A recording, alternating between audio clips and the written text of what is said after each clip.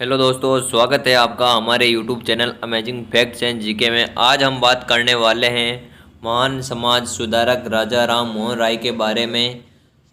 अगर आप हमारे चैनल पर नए हो तो चैनल को सब्सक्राइब करें और वीडियो को अपने दोस्तों के साथ शेयर करें। तो चलिए हम बात शुरू करते हैं राजा राम मोहन राय के बारे में। राजा राम मोहन राय भारत के पुनर्जागरण आधुनिक भारत के पुनर्जागरण के पिता एक अथक समाज सुधारक है, जिन्होंने भारत में प्रबोधन और उदार समाजवादी आंदोलन के युग का उद्घाटन किया था। राजा राम मोहन राय ने बहुत समाज सुधार आंदोलन किए थे। इनके जीवन के बारे में बात करते हैं। राजा राम मोहन राय के जीवन के बारे में बात करते हैं। राजा राम मोहन राय का जन्म 22 मई 1772 को बंगाल के राधानगर में एक रूढ़िवादी ब्राह्मण परिवार में हुआ था। यही बात करते हैं राजा राम मोहन राय की प्रारंभिक शिक्षा पारसी अरबी भाषाओं में पटना में हुई, जहां उन्होंने कुरान, सूफी, रहस्यवादी कवियों के काम तथा प्लेटो और अरस्तु के कार्यों के अरबी अनुवाद का अध्ययन किया था। बनारस में उन्होंने संस्कृत का अध्ययन किया और तथा वेद तथा उपनिषद पढ़े थे। 16 वर्ष की आयु में अपने गांव लौटकर हिंदुओं की मूर्ति पूजा का एक तर्कसंगत आलोचना लिखी थी। वर्ष 1803 में 3 से 14 तक इन्होंने ईस्ट इंडिया कंपनी के लिए वुडफोर्ड और डिग्बी के अंतर्गत निजी दीवान के रूप में कार्य किया था। नेक्स्ट बात करते हैं 1814 में इन्होंने नौकरी से इस्तीफा दे दिया और अपने जीवन को धार्मिक, सामाजिक, राजनीतिक सुधारों के प्रति समर्पित करने के लिए कलकत्ता चले गए थे। नवंबर 1830 में सती प्रथा संबंधी अधिनियम पर प्रतिबंध लगाने से उत्पन्न संभावित अशांति का प्रतिकार करने के उद्देश्य से इंग्लैंड चले गए थे। राजा राम मोहन राय के मुगल सम्राट अकबर द्वितीय की पेंशन से संबंधित शिकायतों हेतु इंग्लैंड गए, तभी अकबर द्वितीय द्वारा उन्हें राजा की उपाधि दी गई थी। राजा की उपाधि किसने दी? इस प्रकार अकबर द्वितीय ने दी थी। अपने संबोधन में टैगोर ने राजा राम मोहन राय को भारत में आधुनिक युग का उद्घाटनकर्ता के रूप में भारतीय इतिहास का एक चमकदार सितारा कहा है। नेक्स्ट बात करते हैं राजा राम मोहन राय की विचारधारा के बारे में। राजा राम मोहन राय पश्चिमी आधुनिक विचारों से बहुत ही प्रभावित थे। वे बुद्धिवाद तथा आधुनिक वैज्ञानिक के दृष्टिकोण पर बल देते थे। राजा राम मोहन राय की तत्कालीन समस्या उनके मूल निवास बंगाल के धार्मिक और सामाजिक पतन की थी। राजा राम मोहन राय का मानना था कि धार्मिक रूढ़िवादिता सामाजिक जीवन को क्षति पहुंचाती हैं और समाज की स्थिति में सुधार लाने के बजाय लोगों को और परेशान करती हैं। राजा राम मोहन राय ने निष्कर्ष निकाला कि धार्मिक सुधार, सामाजिक सुधार और राजनीतिक आधुनिकीकरण दोनों हैं।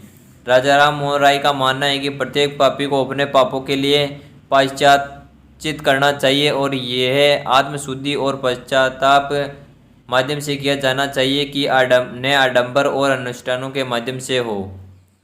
नेक्स्ट राजा राम मोहन राय ने बात की है कि वे सभी मनुष्य सामाजिक समानता में विश्वास करते थे। इस तरह जाति व्यवस्था के प्रबल विरोधी थे। वे राजा राम मोहन राय इस्लामिक एकेश्वरवाद के प्रति आकर्षक है। उन्होंने कहा कि एकेश्वरवाद भी वेदांत का मूल संदेश है। नेक्स्ट बात कही है एकेश्वरवाद को हिंदू धर्म के बहुदेववाद और ईसाई धर्मवाद के प्रति एक सुधारात्मक कदम बनाते थे। उनका मानना था कि एकेश्वरवाद ने मानवता के लिए एक सार्वभौमिक मॉडल का समर्थन किया है। राजा राम मोहन राय का मानना था कि जब तक महिला को एक शिक्षा, बाल विवाह, सती प्रथा जैसे अमानवीय रूपों में मुक्त नहीं किया जा सकता, तब तक हिंदू समाज की प्रगति नहीं कर सकता। अब बात करते हैं राजा राम मोहन राय के धार्मिक सुधार के बारे में। राजा राम मोहन राय का पहला प्रकाशन तुहफात उल मोहादीन देवताओं को एक उपहार वर्ष 1803 में सामने आया, जिसमें हिंदुओं के तर्कहीन धर्म विश्वासों और भ्रष्ट प्रथाओं का उजागर किया था। वर्ष 1814 में उन्होंने मूर्ति पूजा, जातिगत कठोरता, निरर्थक अनुष्ठानों और अन्य सामाजिक बुराइयों का विरोध करने के लिए कलकत्ता में आदमी सभा की स्थापना की थी। नेक्स्ट है उन्होंने ईसाई धर्म के कर्मकांडों की आलोचना की है। ईसा मसीह को ईश्वर के अवतार के रूप में खारिज कर दिया है। प्रीसेप्ट्स ऑफ जीसस 1820 में उन्होंने न्यू टेस्टामेंट के नैतिक दार्शनिक संदेश को अलग करने की कोशिश की है, जो चमत्कारिक कहानियों के माध्यम से दिए थे। अब बात करते हैं राजाराम मोहन राय द्वारा समाज सुधार के बारे में। राजाराम मोहन राय ने सुधारवादी धार्मिक संघों की कल्पना सामाजिक और राजनीतिक परिवर्तन के उपकरण के रूप में की थी। उन्होंने वर्ष 1815 में आत्मीय सभा, वर्ष 1821 में कलकत्ता यूनिटेरियन एसोसिएशन और वर्ष 1828 में ब्रह्म सभा, जो बाद में ब्रज समाज बन गया, की स्थापना कब की थी? इसकी स्थापना 1815 में तो आत्मीय सभा की स्थापना की तथा 1828 में ब्रह्म समाज की स्थापना की थी।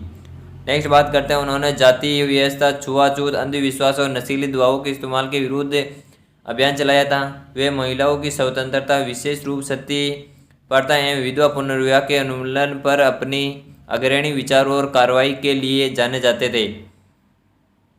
अब बात करते हैं, उन्होंने बाल विवाह, महिलाओं की शिक्षा, विधवाओं का अपमानजनक स्थिति का विरोध किया तथा महिलाओं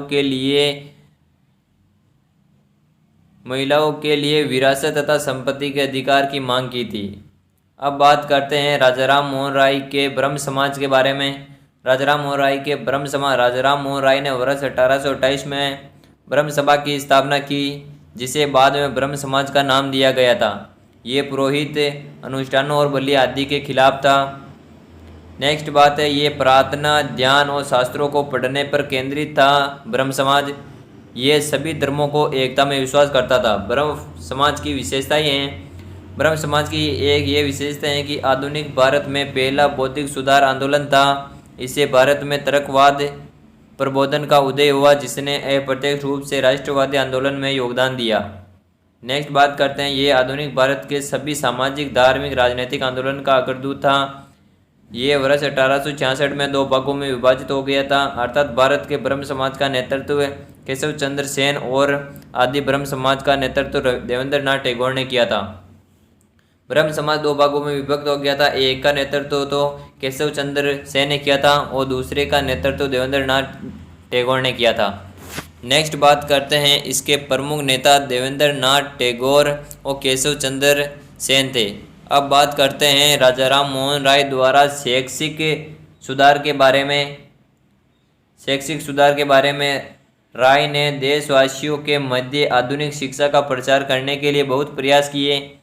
उन्होंने वर्ष 1817 में हिंदू कॉलेज खोजने के लिए डेविड एयर के प्रयासों का समर्थन किया, जबकि राय के अंग्रेजी स्कूल में मैकेनिक्स और वोल्टेयर के दर्शन में पढ़ाया जाता था। नेक्स्ट बात करते हैं, 1825 में उन्होंने वेदांत कॉलेज की स्थापना की, जहां भारतीय शिक्षण और पश्चिमी सामाजिक और भौतिक विज्ञान दोनों पाठ्यक्रमों को पढ़ाया जाता था। अब बात करते हैं राजाराम मोहन राय का आर्थिक और राजनीतिक सुधार के बारे में। नागरिक स्वतंत्रता। राजाराम मोहन राय ब्रिटिश प्रणाली की संवैधानिक सरकार द्वारा लोगों को दी गई नागरिक स्वतंत्रता से अप्रत्यक्ष प्रभावित की और उसकी प्रशंसा की थे। वे सरकार की उस प्रणाली का लाभ भारतीय लोगों तक पहुंचाना चाहते थे। नेक्स्ट बात करते हैं प्रेस की स्वतंत्रता। लेखन और अन्य गतिविधियों के माध्यम से भारत में स्वतंत्र प्रेस के लिए आंदोलन का समर्थन किया था।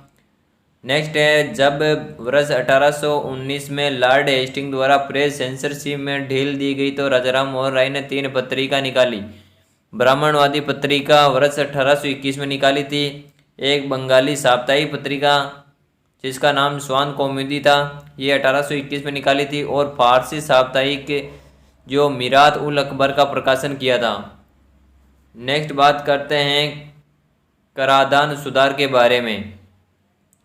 राजाराम मोहन राय ने बंगाली जमींदारों के दमनकारी प्रथाओं की निंदा की और भूमि के लिए न्यूनतम किराए के निर्धारण की मांग की है। उन्होंने कर मुक्त भूमि करों उन्मूलन की भी मांग की थी।